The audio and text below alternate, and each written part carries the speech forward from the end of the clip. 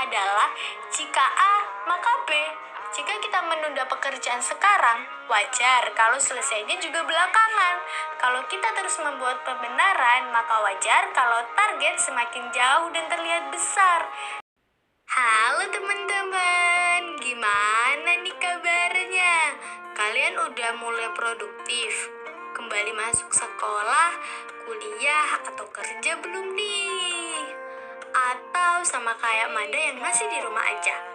Atau jangan-jangan sebenarnya tugas dan deadline kalian banyak, tapi kalian masih di atas kasur dan terjebak di zona nyaman nih.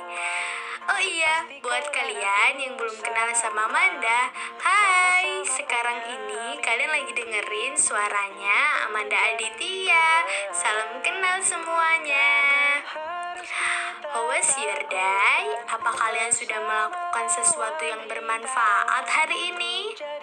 Seproduktif apa kalian kemarin? Atau kalian adalah penikmat gravitasi kamar, akan rebahan dan nyaman di kasur sambil menunda-nunda tugas sampai menumpuk hingga pada akhirnya kalian benar-benar nyaman di zona nyaman. Iya, tahu benar, yang namanya zona nyaman tentu akan mengasihkan dan membuat ketagihan. Boleh-boleh aja sih. Namun, kita juga tentu harus mau menyadari bahwa kalau kita ingin beranjak menuju keadaan dan posisi yang lebih baik atau yang kita impikan, maka langkah pertama yang harus kita lakukan adalah kita harus berani meninggalkan zona nyaman. Kenapa begitu? Karena zona nyaman itu umumnya membuat kita ragu, membuat kita takut untuk mencoba hal dan inovasi baru, merasa cukup puas, cukup nyaman, cukup aman dengan keadaan yang sekarang, yang pada gilirannya itu bisa menggiring kita kepada ketertinggalan, kemunduran, kematian, dan kepunahan. Cukuplah Nokia, BlackBerry, dan Yahoo saja yang berjaya pada masanya, namun akhirnya tumbang karena merasa sudah cukup aman dan minim inovasi, kurang welcome terhadap perubahan. Kita sebagai manusia jangan mengatasnamakan me time, padahal kalian sedang mager alias males. Rasa malas dan rebahan sebenarnya tidak salah. Tidak salah sama sekali jika masih pada batasan normal atau batasan wajar. Semuanya tidak salah. Namun jika sudah berlebihan, maka itu akan menjadi masalah. Kalian pasti mengenal istilah segala sesuatu yang berlebihan itu pasti tidak baik. Nah, sekarang untuk bisa mengatasinya, setidaknya nih ada 2 alasan besar mengapa kita menjadi malas.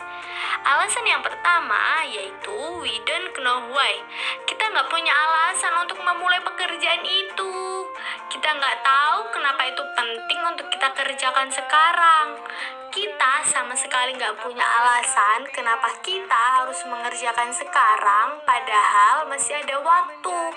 Kita nggak tahu kenapa penting untuk mempelajari satu skill baru saat ini. Kita nggak punya alasan yang kuat dan motivasi kenapa penting untuk keluar dari zona nyaman. Bahkan sesimpel kenapa kita harus mengerjakan tugas itu sekarang.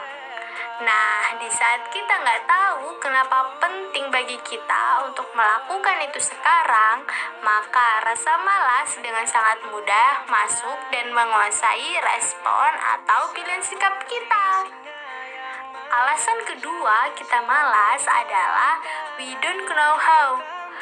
Ketika kita sudah termotivasi untuk to do something nih, nah pertanyaan selanjutnya adalah kita tidak tahu bagaimana cara memulai pekerjaan itu.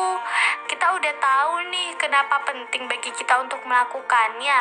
Kita tidak tahu dari mana starting pointnya dan hal apa yang harus dilakukan. Kepada siapa kita harus bertanya. Saat semua pertanyaan ini mentok, dan kita tidak tahu jawabannya, maka kita akan kembali pada asumsi, ya udahlah, nanti aja. Bersembunyi di balik ketidaktahuan kita di dalam mengeksekusi sesuatu adalah salah satu bentuk pembenaran kita atas rasa malas tadi. Jadi nih, saran dari Manda adalah silahkan ditulis apa saja yang harus dilakukan hari ini. Catat semua. Kemudian sortir dari yang paling mudah dikerjakan. Atau ketika ada yang ingin dilakukan atau belajar sesuatu yang baru, ditulis aja. Tulis kapan kalian mau memulainya.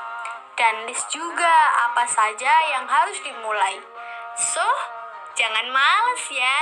Tulis apa yang akan kalian lakukan. Ingat ya, hidup adalah sebuah proses, lambat atau cepat. Tapi yang terpenting adalah kalian berproses, tidak jalan di tempat.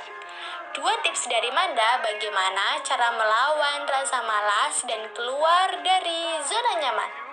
Tips yang pertama adalah berpikir logis. Teman-teman, malas itu adalah rasa. Dan rasa itu bisa kita kontrol. Karena kalau bukan kita yang mengontrol rasa atau feeling, maka kita yang akan dikontrol oleh rasa.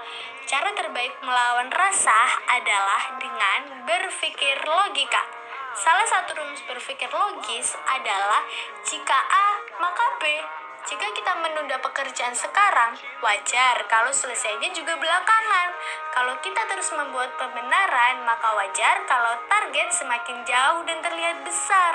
Ini akan membuat kita lebih tahu dan sadar apa konsekuensi dari rasa malas. Tips yang kedua adalah having a bigger all target.